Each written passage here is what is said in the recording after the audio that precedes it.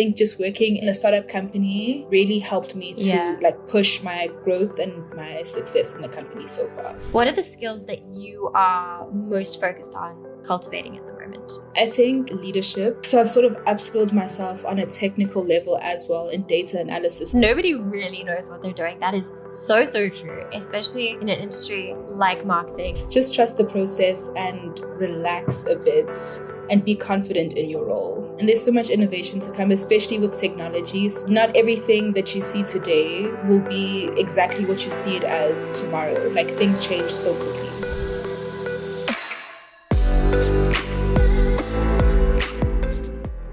Hello, and welcome to South Africa Tech Marketers, where I uncover the journeys of marketers who are thriving in South Africa and beyond in the hope of helping you do the same.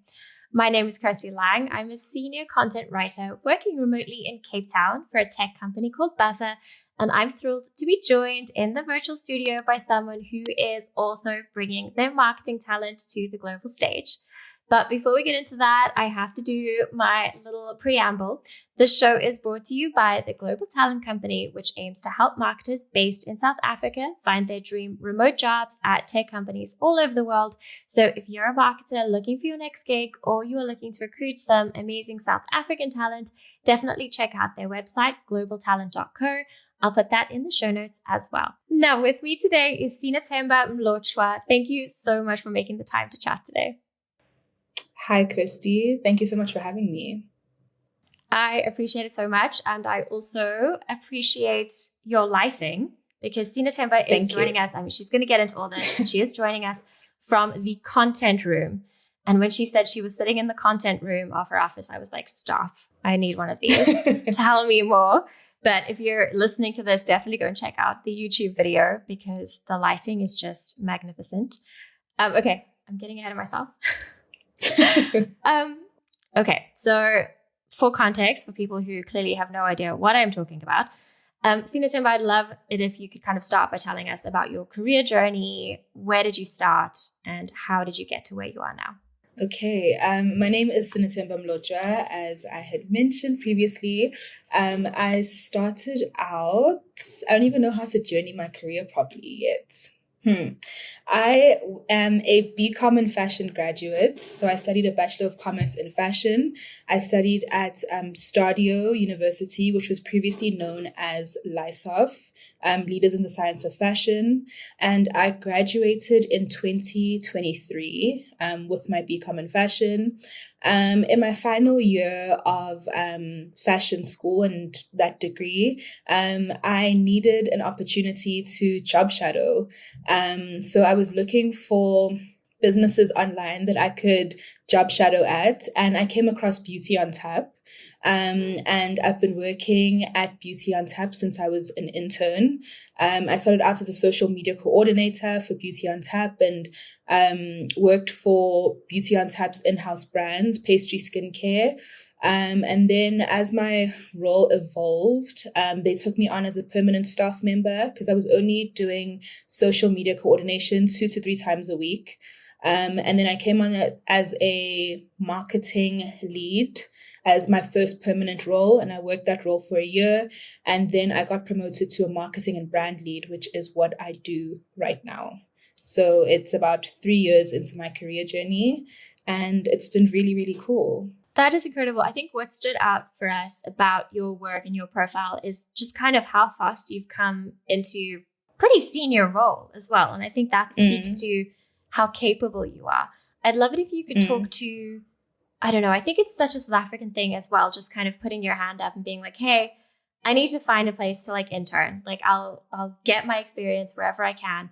And so many of the guests that I've had on the show have ended up staying for a really long time at companies that they originally reached out to for intern work.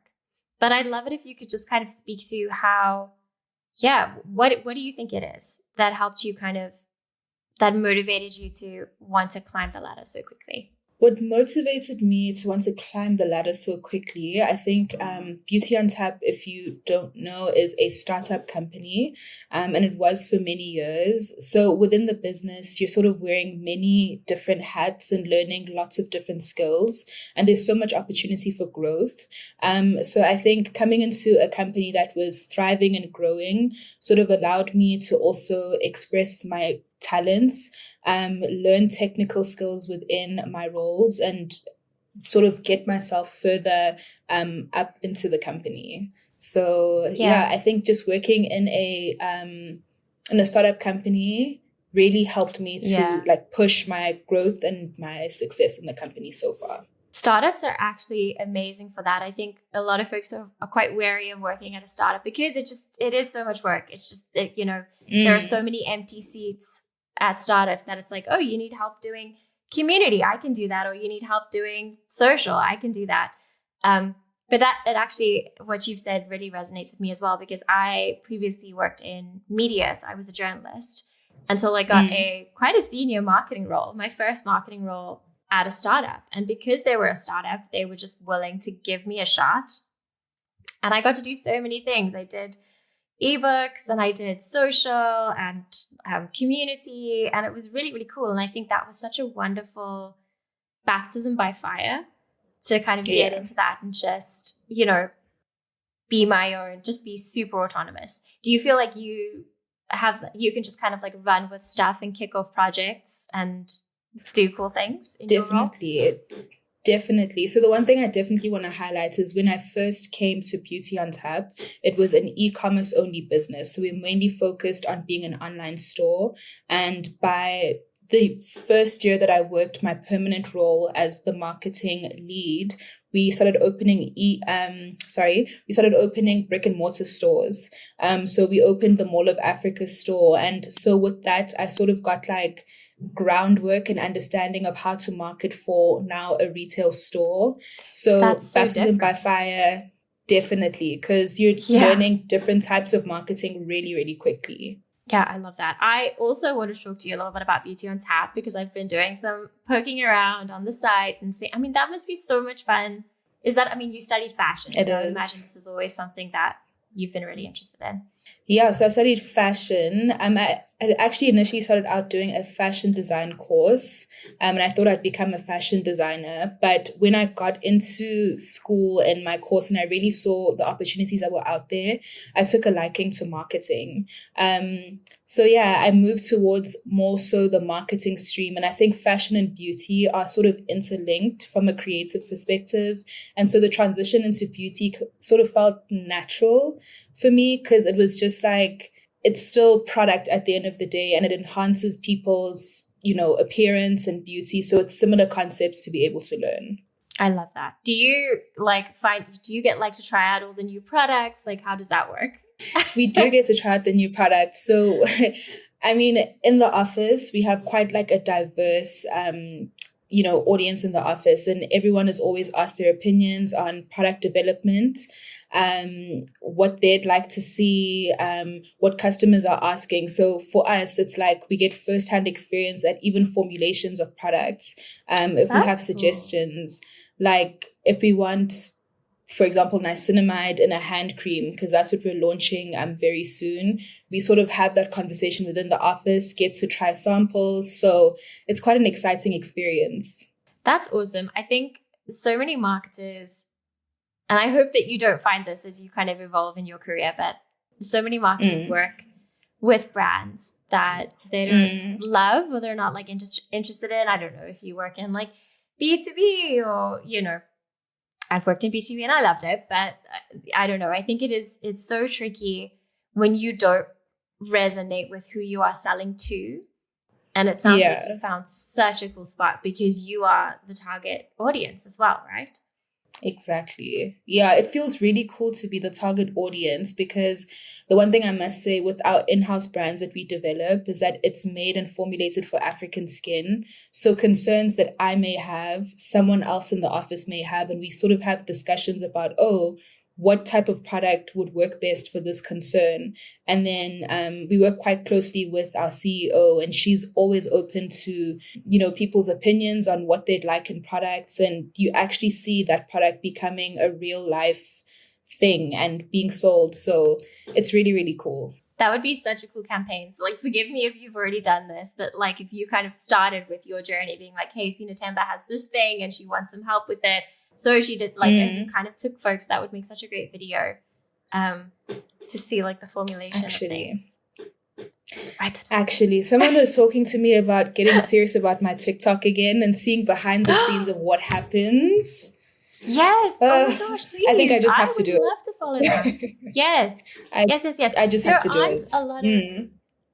I don't know. I think my algorithm is just so skewed towards like EU and US stuff, but I struggle to find good like South African creators on TikTok. I know there are loads, but I think to see someone like with like, I don't know, behind the scenes and something that is so fascinating, like how are these products made? And I think we're becoming more and more concerned with the things that we are putting on our skin and putting in our body and with like ingredients, and people really want to trust brands in that way.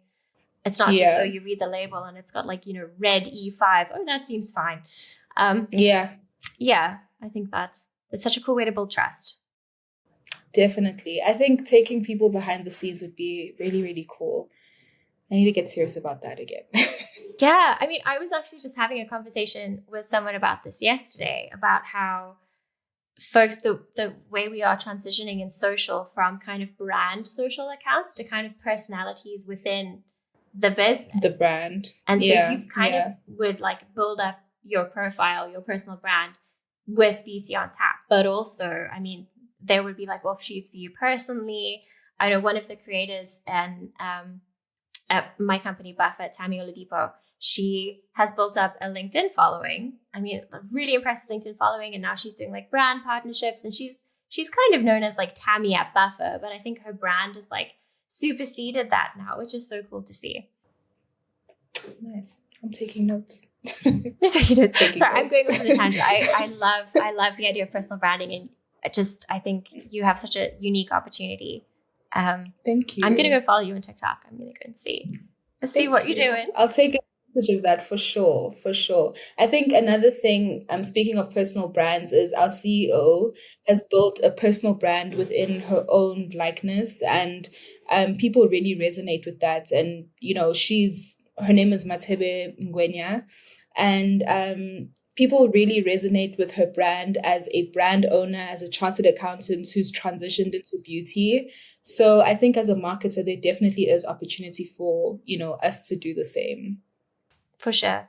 And South Africa, it's still, I feel like we're fairly behind in like the personal brand building space. So it's so exciting. I don't know. I think there are so many powerful women, and we have a couple of folks in our community now like this who are really invested in building their personal brands, and their business and their brands kind of feed into each other. So they're so mutually beneficial. 100%. I'm going off on personal branding tangents, Sinethemba. I'm so sorry. Let me come back to my questions list about you and what you were focused on. So I would love to know, as someone kind of just starting out in your career and already having been super successful, what are the skills that you are most focused on cultivating at the moment? The skills I'm most focused on cultivating at the moment, I think leadership is a skill that's come to the forefront for me this year. We've grown our marketing team, and we have 3 more lovely individuals who have joined.